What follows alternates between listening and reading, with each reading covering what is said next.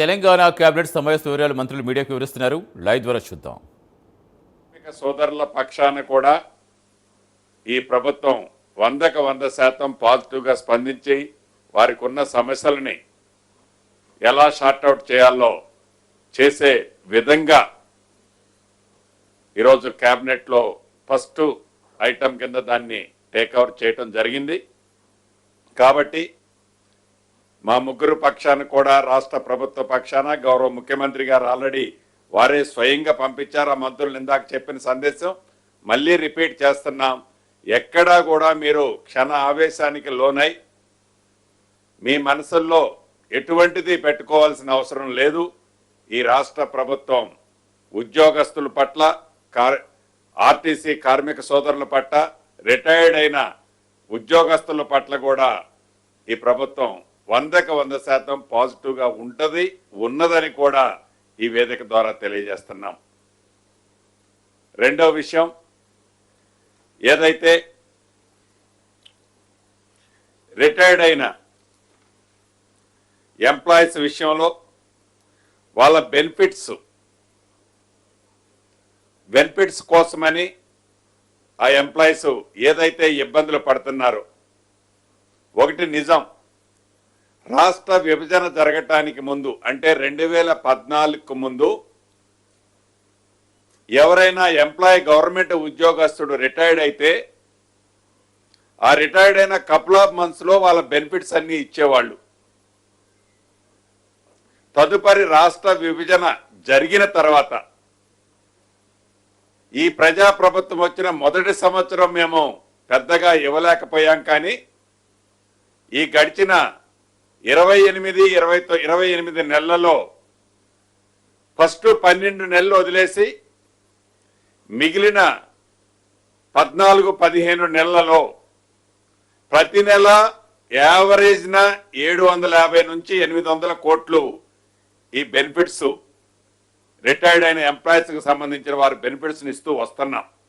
అయినా కూడా సుమారు 6,000 పైచిలకు వాళ్ళ రిటైర్మెంట్కి సంబంధించిన బెనిఫిట్స్ 6,000 కోట్ల పైచిలకు రిటైర్మెంట్లకు సంబంధించిన ఎంప్లాయీస్కి సంబంధించిన డిఫరెంట్ సెక్టార్కి సంబంధించిన వారి బెనిఫిట్స్ని ప్రభుత్వం ఇవ్వాల్సి ఉంది. ఇది ఈ గడిచిన ఈ 2 సంవత్సరాల్లో మేము ఇచ్చింది పోంగా. ఇదంతా కూడా ఆనాటి 10 సంవత్సరాల్లో అక్యూములేట్ అవుతూ వచ్చింది. అయినా కూడా ఇవ్వాల్సిన బాధ్యత ఇవాళ ప్రభుత్వంలో మేమున్నాం.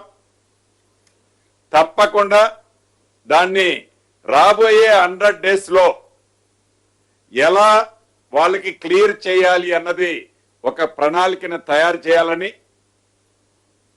ఈ డిస్కషన్ సందర్భంగా కేబినెట్లోని నాతో పాటు ఉన్న సహచర మంత్రులు,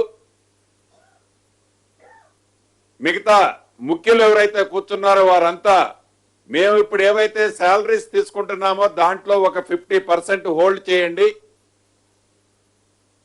హోల్డ్ చేయటానికి చేసి ఎంతైతే సేవింగ్స్ వస్తుందో దానికి మిగతా సోర్సెస్ లో దీన్ని కూడా యాడ్ చేయండి అని సహచర మంత్రులు, కొంతమంది ప్రజాప్రతినిధులు కూడా ఆ డిస్కషన్ లో చెప్పడం జరిగింది. దీన్ని కూడా రాష్ట్ర ప్రభుత్వం మా వంతుగా మంత్రులు కానీ ప్రజాప్రతినిధులు కానీ 50% ఇప్పుడు తీసుకునే శాలరీస్ లో 50%ని హోల్డ్ చేసి రిమైనింగ్ ఆ హోల్డ్ చేసిన అమౌంట్ ని రిటైర్డ్ అయిన ఎంప్లాయీస్ తో ఇవ్వాలని, మిగిలిన అమౌంట్ ని కూడా 100 డేస్ లో ఒక ప్రణాళికను తయారు చేయటం కోసం ఇదే revenue resources committee sub committee ఏదైతే ఉందో కేబినెట్ సబ్ కమిటీ, గౌరవ ఉప ముఖ్యమంత్రి గారు భట్టి గారి ఆధ్వర్యంలోని committee as early as possible దాని ప్రపోజల్స్ ని తయారు చేసి నెక్స్ట్ మంత్ 4th నాడు మళ్ళీ కేబినెట్ జరగబోతుంది. ఆ కేబినెట్ నాటికి ఈ రిటైర్డ్ అయిన ఎంప్లాయీస్మెంట్ కి సంబంధించిన వారి బెనిఫిట్స్ అన్నిటినీ ఎలా ఇవ్వాలి, ఎలా ఇస్తున్నాము 100 డేస్ లో అనేది ఒక క్లారిటీ ఆ కేబినెట్ లో ఆమోదిస్తున్నామని చెప్పడానికి రిటైర్డ్ ఎంప్లాయీస్ అందరి పక్షాన నేను సంతోషంగా ఈ శుభవార్త వాళ్ళకి తెలియజేస్తున్నాను. అదే రకంగా పిఎస్సిఎస్ అంటే ప్రాథమిక ఏదైతే కోఆపరేటివ్ సెంట్రల్ బ్యాంక్స్ ఏదైతే చైర్మన్స్ ఉన్నాయో ఈ చైర్మన్స్ అన్నిటినీ రాబోయే కొద్ది రోజుల్లో నామినేటెడ్ సిస్టంలో ఆ కమిటీని కూడా కాన్స్టిట్యూట్ చేసేదాన్ని ఈరోజు కేబినెట్ లో ఆమోదం తెలపడం జరిగింది. అదేవిధంగా గచ్చిబౌలి స్టేడియంలోని 76 ఎకరాలు ఉంది. ఈ 76 ఎకరాలకు సంబంధించి ఆనాడు కాంగ్రెస్ ప్రభుత్వం అధికారంలో ఉన్నప్పుడు ఆ స్టేడియాన్ని నిర్మించడం జరిగింది దివంగత నేత రాజశేఖర రెడ్డి గారి టైంలో. ఈ 76 ఎకరాలకు సంబంధించిన దాంట్లో